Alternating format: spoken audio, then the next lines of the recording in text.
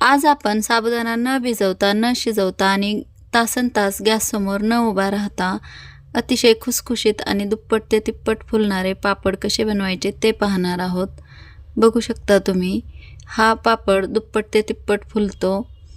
अशा पद्धतीने आपण पापड बनवणार आहोत उपवासाचे, साबुदाण्याचे. तर नमस्कार, सविताज किचनमध्ये सर्वांचे खूप खूप मनापासून स्वागत. आत्ता आपण रेसिपीला वेळ न लावता सुरुवात करूया. सर्वात अगोदर मी इथं अर्धा किलो असा कोरडा साबुदाणा घेतला आहे आणि हा छान असा आता आपण मंद आचेवर भाजून घेऊया. एक पॅन घेतला आहे, मंद आच आहे आणि थोडंसं आपण पाणी शिंपडूया, 1-2 चमचे असं. म्हणजे साबुदाणा हा आपला छान असा भाजला जातो आणि तो भाजल्यामुळे त्याची पिठीसुद्धा एकदम बारीक अशी होते, पावडर बारीक होते मिक्सरला. आणि जर तुम्हाला अशा पद्धतीने जास्त प्रमाणात पापड बनवायचे असतील तर 2 ते 3 किलोचे किंवा 1 किलोचे तर तुम्ही गिरणीतसुद्धा दळून आणू शकता, छोट्या गिरणीत. तर जितके बारीक पाहिजे तितके आपल्याला पावडर भेटते गिरणीमध्ये, पण मिक्सरला तेवढी छान अशी पावडर होत नाही. म्हणून आपण हे 2 ते 3 चमचे असं पाणी शिंपडून मंद आचेवर हे 10 मिनिट आपण असं अशा पद्धतीने साबुदाणा कोरडाच असा भाजून घेतला आहे. आणि छान असा आपण साबुदाणा भाजून घेतला आहे. तुम्ही बघू शकता मोकळा मोकळा तयार व्हायला लागला. थोड्याशा गुठळ्या होतात पाणी टाकल्यामुळे, त्या मोडत मोडत आपल्याला हा साबुदाणा 10 ते 12 मिनिट असं मंद आचेवर भाजून घ्यायचा आहे, मध्यम ते मंद आचेवर. म्हणजे काय होतं, आपला साबुदाणा छान असा भाजला जातो आणि त्याची पिठीसुद्धा छान पावडर छान होते, पिठी बारीक होते. तर इथं मी 1 किलो असा बटाटा घेतला आहे शिजवून आणि आपण अर्धा किलो साबुदाण्याला 1 किलो बटाटे असे उकडून टाकणार आहोत. उकडलेले आहेत, आपण खिसून घेऊया म्हणजे गुठळ्या राहत नाहीत बटाट्याच्यासुद्धा. हे काळजीपूर्वक आपल्याला काम करायचे आहे, म्हणजे आपले पापडसुद्धा छान होतात. तर अशा पद्धतीने आपण बटाटे खिसून घेत आहोत. बटाटे छान खिसून होईपर्यंत आपला साबुदाणासुद्धा छान असा एकदम थंड होत आहे. थंड झाल्यावरच आपल्याला मिक्सरला त्याची पावडर करून घ्यायची आहे. बघू शकता अशा पद्धतीने आपला साबुदाणा भाजून तयार झाला आहे. आणि हा न भाजलेला आणि हा भाजलेला थोडासा रंग बदललेला आहे भाजलेल्या साबुदाण्याचा. अशा पद्धतीने आपल्याला साबुदाणा भाजून घ्यायचा आहे.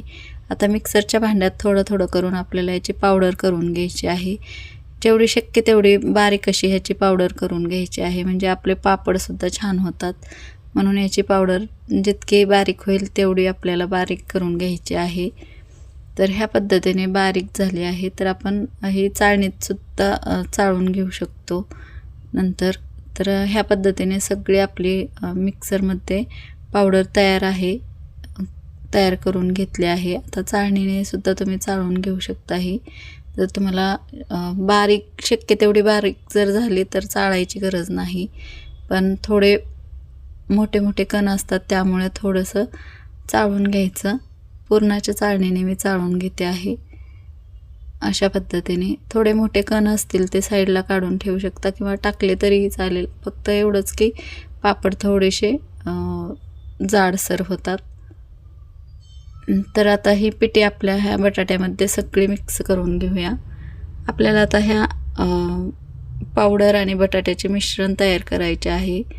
तर पावडर टाकून घेतले आहे, उकडलेले बटाटे खिसून घेतलेले आहेत. तर ते आपण मिक्स करूया. बटाट्यामुळे पापडाला छान असं बाइंडिंग येतं आणि चवसुद्धा छान येते, म्हणून आपण उकडलेल्या बटाट्याचा वापर करायचा आहे ह्या मिश्रणामध्ये.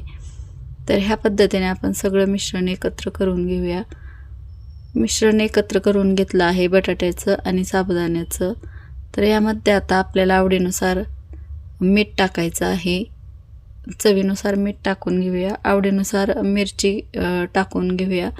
जर तुम्हाला हिरवी मिरची नाही आवडत तर चिली फ्लेक्स टाकले थोडे तरी चालतील. आणि हे सगळं मिक्स करून घेऊया. तुम्हाला उपवासाला जिरे चालत असतील तर जिरेसुद्धा टाकू शकता. मिरची आणि जिरीची पेस्ट तुम्ही करून टाकू शकता यामध्ये. आणि हे चांगलं असं मिक्स करून घेऊया. जर जास्तच कोरडं मिश्रण असेल तर थोडं थोडं पाणी आपल्या हाताला लावून हे पीठ मळून घ्यायचं, म्हणजे छान असं भिजलं जातं. तर इथं पाणी टाकून मळायची गरज नाही लागली. थोडंसं हाताला पाणी लावून मी पीठ मळून घेतलं आहे आणि 10 ते 15 मिनटं तुम्ही रेस्ट देऊ शकता, भिजवायला ठेवू शकता झाकून. पिठाचे छोटे छोटे गोळे करून घ्यायचे आणि एका प्लॅस्टिक पेपरला थोडेसे तेल लावून त्यावर हा गोळा ठेवून दुसऱ्या प्लॅस्टिक पेपरच्या साहाय्याने एक प्लेट ठेवून चांगलं दाबून आपण हे पापड तयार करू शकतो किंवा लाटूनसुद्धा तयार करू शकतो ह्याच पद्धतीने. अशा पद्धतीने आपल्याला शक्य तेवढा पातळ पापड आपण तयार करू शकतो.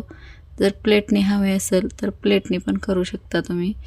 अशा पद्धतीने मी पापड तयार करून घेतले आहे किंवा तुम्ही पुरी यंत्राने सुद्धा घेऊ शकता अशाच पद्धतीने.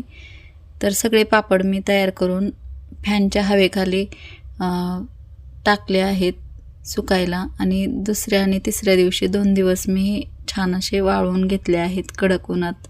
2 दिवस कडक उन्हात वाळवून घ्यायचे म्हणजे हे वर्षभर पापड टिकतात.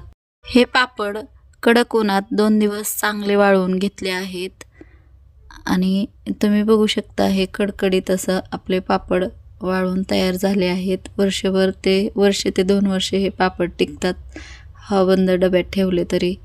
अधूनमधून कधीतरी 5-6 महिन्यातून एकदा जर ऊन दिलं तरी हे 2 वर्ष टिकतात पापड. अशा पद्धतीने पापड बनवलेले खूपच चविष्ट होतात. उपवासासाठी तुम्ही खाऊ शकता किंवा एरवीसुद्धा खाऊ शकता. बटाटा असल्यामुळे ह्याची टेस्ट अजून वाढते. आणि मध्यम असं गरम तेल करून घेतलं आहे आणि तुम्ही बघू शकता दुप्पट ते तिप्पट आपले हे पापड फुलतात, खुशखुशीत होतात.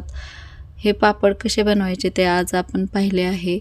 तुम्हाला जर रेसिपी आवडली ही तर नक्कीच व्हिडिओला लाईक करा, शेअर करा आणि सविताज किचनला सबस्क्राईब करायला विसरू नका. भेटू अशाच वाळवण्याच्या पुढच्या व्हिडिओमध्ये. तोपर्यंत धन्यवाद. खुसखुशीत झाले आहेत बघा पापड ह्या पद्धतीने. नक्कीच तुम्ही बनवून पहा आणि तुमचा अनुभव कमेंटमध्ये नक्कीच सांगा.